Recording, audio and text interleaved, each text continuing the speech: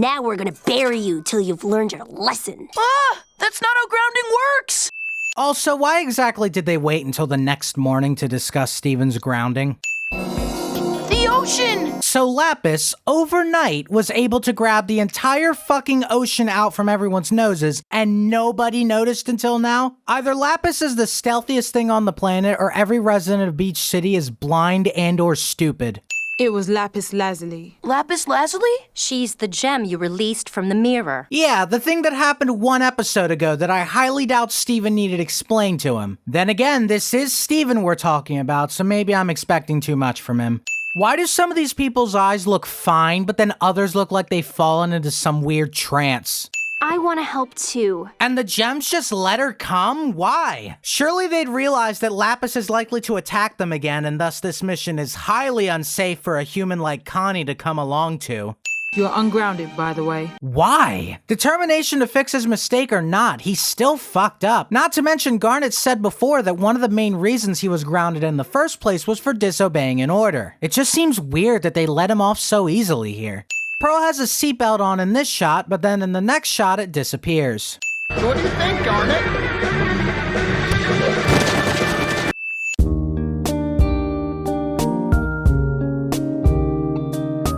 This is another really good song that I don't think gets talked about as much as it should. It's small, but it's so relaxing and nice to listen to. Why does this creature over here lack eyes? We're always fighting gems, actually. What? Why is this such a shocker to Steven? Seriously, what does he think they've been bubbling this whole time? Their final will? You shouldn't be here! She sensed us. She what? Does this bitch have the Force or some kind of DBZ key sensing? Because otherwise that makes literally no sense.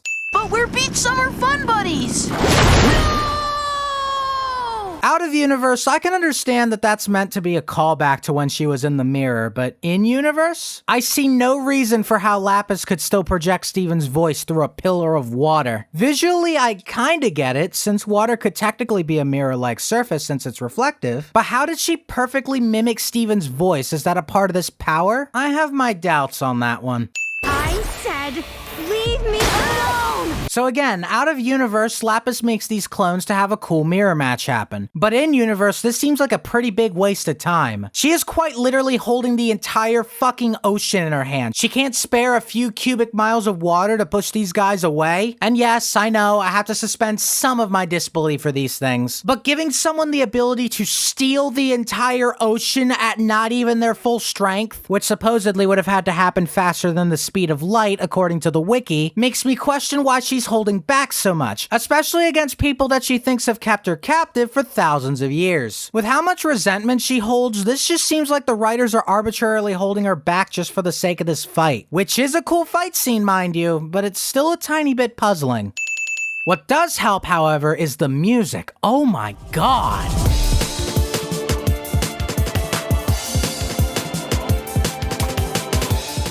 This is some genuinely awesome shit right here. Despite what I said about how forced this scenario feels, the spectacle alone almost saves it in my opinion. Garnet loses her mouth for a few frames here. The Amethyst clone's design is flipped in between this shot and this shot, which you can notice by paying attention to where their fallen shoulder strap is. Don't let them separate us. You'd think that if Garnet was the one saying that, she'd fucking pay attention enough to be able to dodge that. Garnet somehow makes these grunting noises with her mouth closed. By rock number 4, Amethyst should probably be trying a different approach, don't you think? Ah yes, water on water, truly the greatest combat strategy. And yes, I know that's all Steven has to fight with, but then why even provoke the thing by trying in the first place? Is this a normal magical mission for you? Because I'm not sure how comfortable I am with you going on these anymore. Given that one of these magical missions was a giant pink eyeball with the capability of destroying the whole town, I think Greg should have known how dangerous these were by now.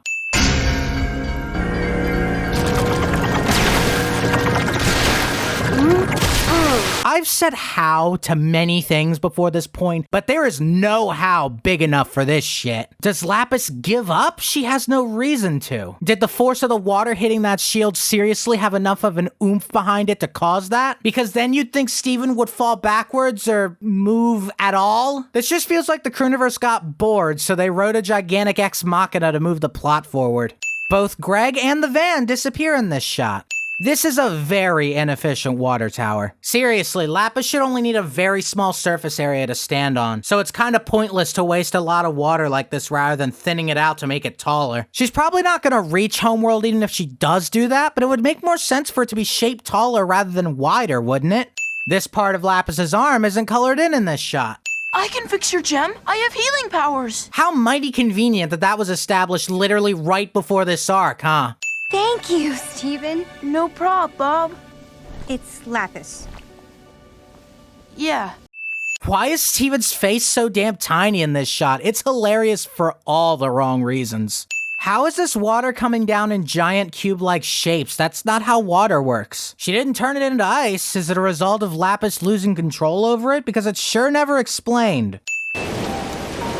The result of over 321 million cubic miles of water falling down to Earth would not be that it just gently flows back into Beach City, right? This place should probably be completely flooded at the very least. How does this entire thing work? The van isn't even properly on the ground, yet the wheels on this van are still turning as if that's what's moving them.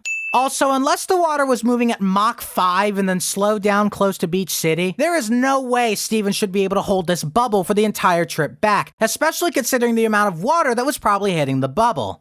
Garnet and Lion disappear in this shot. Some of the characters that are at the back of this group, like Jamie, Kiki, and some others, disappear in this shot. All nitpicking aside though, this is a really nice ending. There's still some undertones about it that suggest some worry about what will happen concerning Lapis, but it's overall a really feel-good ending that just ends things well.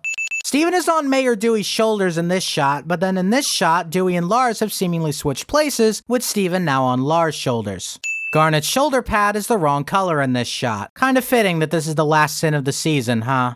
And, well, that's the end of another season. I hope this was enjoyable, and I also hope to God this was better than the original Season 1A. Yeesh. Thank you to each and every one of you that stuck around and watched these videos. I really appreciate your support in these kind of uncertain times. I'm gonna be taking a small break, and then afterwards we're gonna jump right back into Season 3, so look forward to that. Thank you again, and I'll see you there.